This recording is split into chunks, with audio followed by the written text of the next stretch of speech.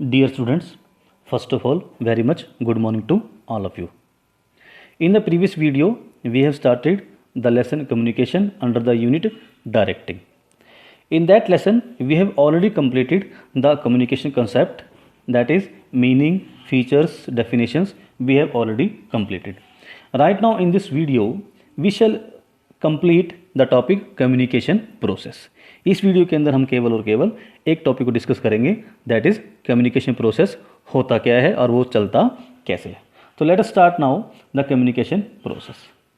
Under the communication process there are 7 steps and we shall discuss all the steps one by one.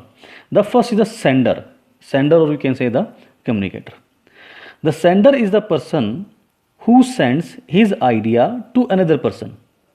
I repeat, the sender वो व्यक्ति है जो अपने किसी भी आइडिया को, अपने आइडियाज़ को, अपनी फीलिंग्स को, अपने थॉट्स को किसी दूसरे व्यक्ति तक पहुंचाता है या पहुंचाना चाहता है. For example, if the manager wants to inform his subordinates about a work plan and communicate with him in this regard, here the manager act as a sender. Mean to say, मान लीजिए अगर कोई manager अपने subordinate को, अपने employees को, अपने followers को कोई वर्क प्लान के बारे में कम्युनिकेट करना चाहता है, कोई मैसेज देना चाहता है, तो हम उसको क्या कहेंगे यहाँ पर, वो मैसेज का सेंडर है. कि उसने मैसेज भेजना है तो वो क्या हुआ, सेंडर हुआ. सेकेंड स्टेप पे हमारे पास आता है, that is message. In fact message is the subject matter of communication. Message क्या है, एक सब्जेक्ट मैटर है कम्युनिकेशन का. मीन टू से, सेंडर ने जो भी बात किसी दूसरे व्यक्ति तक पहुंचानी है, जो भी मैसेज वो देना चाहता है, जो भी अपनी फीलिंग्स को, अपने व्यूज़ को, अपने एटीट्यूड को, अपने ऑर्डर्स को, अपनी ओपिनियन को, अपनी सजेशन को शेयर करना चाहता है विद अदर पीपल्स, उसको हम क्या कहेंगे, मैसेज कहेंगे. So it means that whatever the sender want to say is the messages. It includes opinion, feeling, views, attitude, orders, suggestions etcetera. Third point की बात करें, that is encoding. Encoding is the conversion of the message into communication symbol. Mean to say कि encoding क्या है. Encoding ये है कि जो सेंडर है, सेंडर ने जो मैसेज भेजना है, वो मैसेज को कन्वर्ट करेगा इन द कम्युनिकेशन सिंबल में. मीन टू से उसने मैसेज कैसे भेजना है, उस तरह उसकी फॉर्म को चेंज कर देगा. For example, to make use of words, gestures, picture etcetera to convey the message. कि मीन टू से, मैं आपको एग्जांपल देता हूँ. मैंने आपको अभी भी थोड़ी देर पिछली वीडियो में भी एक एग्जांपल दिया था कि मान लीजिए किसी स्टूडेंट, मान लीजिए क्लास में, एक क्लास के अंदर स्टूडेंट्स एंट्री करना चाहते हैं और स्टूडेंट ने बोला क्लास के गेट के ऊपर आकर, सर मे आई कम इन, या मैम मे आई कम इन. वहाँ पर टीचर जो है, अब टीचर के पास मैसेज पहुँच गया तो ओरल मैसेज पहुँच गया. नाउ टीचर ने वहाँ पर स्टूडेंट्स को अंदर एंट्री देने के लिए परमिशन देनी है. अब टीचर के पास बहुत सारे तरीके हैं उसको अंदर बुलाने के. टीचर उसको बोल सकता है, yes you may come in side, yes you may come in side. This is the way of encoding. दूसरा तरीका क्या है, वो क्या करता है, अपनी गर्दन को, नेक को हिलाता है ऊपर से नीचे की तरफ. Mean to say he is giving permission to enter inside. या वो क्या कर रहा है, गर्दन को लेफ्ट टू राइट या राइट टू लेफ्ट टर्न करता है, मूव करता है. मतलब वो परमिशन नहीं दे रहा है स्टूडेंट्स को अंदर आने की. तो बट ये जो उसने गेस्चर्स का इस्तेमाल किया, मतलब जो उसने मैसेज भेजना है, उस मैसेज को उसने एनकोड कर दिया in the form of symbol, in the form of gestures. तो this is called the encoding of the message. की मैसेज को एनकोड कर दिया गया है कि वो टीचर स्टूडेंट्स को अंदर आने की परमिशन देना चाहता है या नहीं देना चाहता. फोर्थ इज द मीडिया और transmission. In fact, sometime the person who is annexes to send a message has to make use of some medium of communication. मतलब अगर कोई व्यक्ति जो मैसेज को भेजना चाहता है, वो जिस मीडियम को, कम्युनिकेशन के मीडियम को यूज़ करता है, उसको हम क्या बोलेंगे, मीडिया और ट्रांसमिशन. समटाइम्स जो कम्युनिकेशन होता है वो फेस टू फेस हो सकता है, या फिर उसके लिए कम्युनिकेशन करने के लिए हम लेटर लिख के भी अपना मैसेज भेज सकते हैं.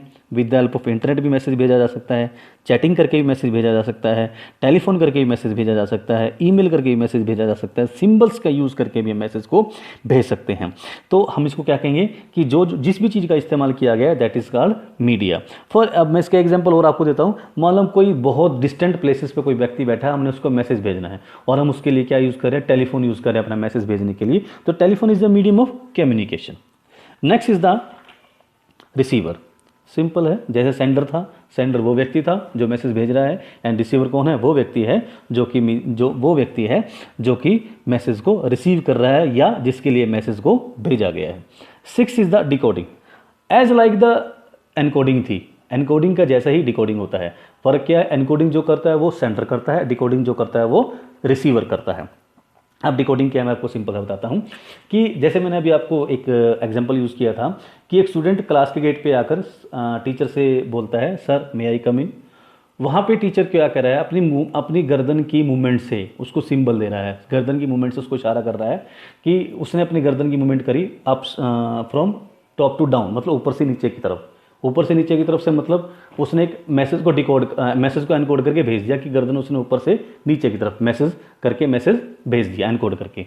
अब स्टूडेंट, जब टीचर ने गर्दन ऊपर से नीचे की तरफ करी तो स्टूडेंट के पास मैसेज आ गया और उसने उसको डिकोड कर लिया कि हाँ सर की परमिशन है कि आप क्लास के अंदर एंट्री कर सकते हो। मीन टू से स्टूडेंट के ने तो सिर्फ सिंबल देखा था, उस सिंबल को कह सकते हो अब गेस्चर को देखा था। उस सिंबल को और गेस्चर को देखकर स्टूडेंट को ये समझ में आ गया कि टीचर ने हमें अंदर आने की परमिशन दे दी है। तो मतलब उसने क्या किया, रिसीव किया मैसेज को और उसको डिकोड कर लिया कि what is the meaning of that message which is being sent by the teacher.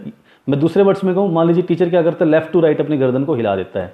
अब यहाँ पे भी सिंबल दिया है, गेस्चर दिया है। अब स्टूडेंट को वो क्या स्टूडेंट जब उस मैसेज को, उस सिंबल को देखता है तो वो एक मैसेज को रिसीव कर रहा है from the side of teacher कि स्टूडेंट की टीचर ने क्लास में उसको अंदर आने की परमिशन देने से मना कर दिया है, राइट। तो उसने जैसे ही मैसेज को समझा कि हाँ रिसीव किया तो उसने यहाँ पे क्या किया है, डिकोड किया है मैसेज को कि जो मैसेज टीचर ने भेजा है उसको उसके वो टीचर वहाँ पर क्या कहना चाह रहा है।